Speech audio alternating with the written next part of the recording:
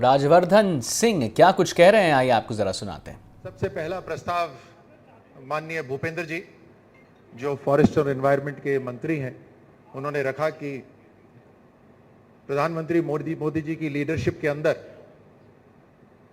Bharatiya Janata party की सरकार ने तीसरी बार लगातार देश में अपनी सरकार बनाई है। राजस्थान भारतीय जनता पार्टी प्रधानमंत्री मोदी जी की लीडरशिप को अभिवादन करता है, उनका धन्यवाद करते हैं और 3 बार लगातार जो कार्यकाल रहा वो अपने आप में ऐतिहासिक है। ये देश के अंदर सन 62 के बाद पहली बार ऐसा हुआ है कि देश की सरकार ने 3 चुनाव लगातार जीतकर सरकार कायम रखी। देश में आज तक केवल दूसरी बार ऐसा हुआ है कि किसी भी प्रधानमंत्री का कार्यकाल 3 बार लगातार चला है।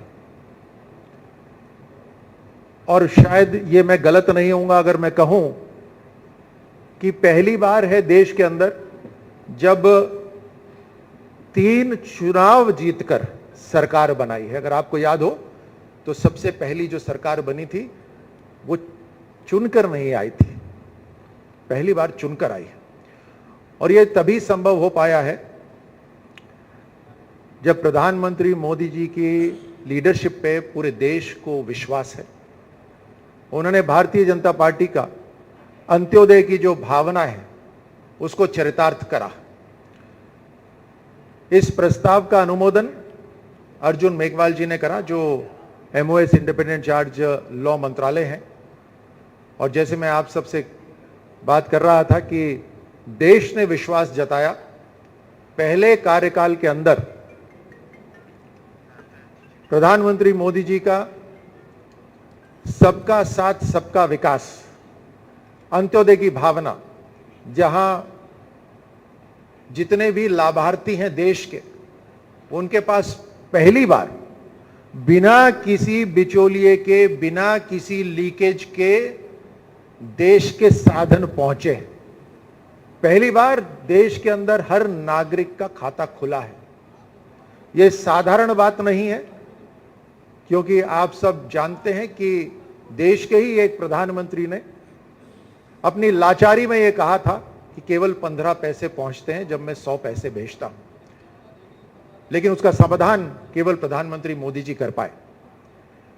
2024 की जो जीत हुई उसके अंदर उड़ीसा के अंदर हमने सबसे पहली बार भारतीय जनता पार्टी की सरकार बनाई। हमने केरल के अंदर भी अपनी सीटें खोली, उसके अंदर खाता खोला। और आंध्र प्रदेश के अंदर हमने NDA की सरकार बनाई। यह भी बड़ी अजीब विडंबना है कि इस 24 के चुनाव में जहां 3 बार लगातार कांग्रेस पिछड़ी है, पीछे रही है, उसके बावजूद भी वो इस बात की खुशी मना रहे हैं कि उनके 99 सांसद चुने गए। और जैसे प्रधानमंत्री मोदी जी ने अपने संसद के भाषण में भी कहा था कि अगर 100 में से 99 आए होते तो जरूर खुशी की बात होती, लेकिन ये 543 में से 99 है।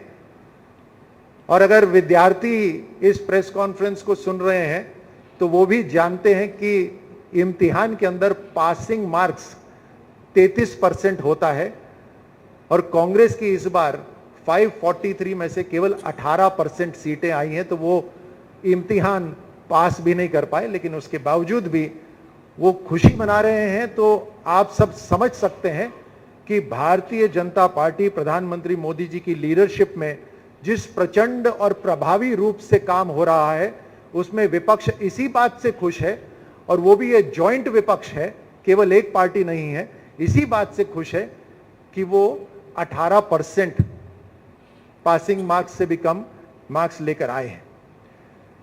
पहले कार्यकाल के अंदर प्रधानमंत्री मोदी जी ने जो आत्मविश्वास जो लोगों में बनाया, जिसमें सबका साथ सबका विश्वास, हर लाभार्थी के पास साधन पहुंचना, उसके साथ साथ एक नई कर नीति भी लेकर आए।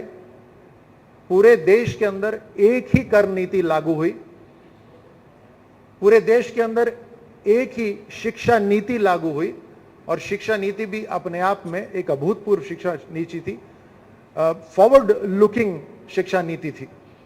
दूसरे कार्यकाल के अंदर प्रधानमंत्री मोदी जी ने देश की सांस्कृतिक विरासत को मजबूती दी, मान, मूल्य, प्रतिष्ठा, इसके ऊपर ध्यान केंद्रित करा। धारा 370 समाप्त हुई, आर्टिकल 35A समाप्त हुआ, राम मंदिर, काशी विश्वनाथ, उज्जैन महाकाल, इन सब का सौंदर्यीकरण हुआ, विस्तार हुआ। उसके साथ साथ पूरी दुनिया में जो भारत की अर्थव्यवस्था, आर्थिक ताकत जो 11वें स्थान पर होती थी, उसको 5वें स्थान तक लाने का काम दूसरे कार्यकाल में हुआ। उसके साथ ही नए संकल्प और नए लक्ष्य निर्धारित कर दिए गए। मजबूत लीडरशिप ऐसी ही होती है जो मुश्किल काम पूरा करके आराम विश्राम नहीं करती, बल्कि नए संकल्प और नए टारगेट्स रखती है। और अब देश का प्रधानमंत्री मोदी जी की लीडरशिप के अंदर जो नया लक्ष्य है वो तीसरी सबसे शक्तिशाली अर्थव्यवस्था बनने का है। देश की आधी ताकत, जो सदियों से न कहूं तो दशकों से तो जरूर, देश के आजादी के बाद नारी शक्ति को आगे बढ़ने के अवसर जो नहीं मिले, उसके अंदर बहुत बड़े बड़े काम प्रधानमंत्री मोदी जी की सरकार में पिछले 10 साल के अंदर करे, जहां उनका मान सम्मान भी बढ़ा। सीआरपीएफ, सीएपीएफ, बीएसएफ, सीआरपीएफ, इन सब के अंदर आरक्षण हुआ।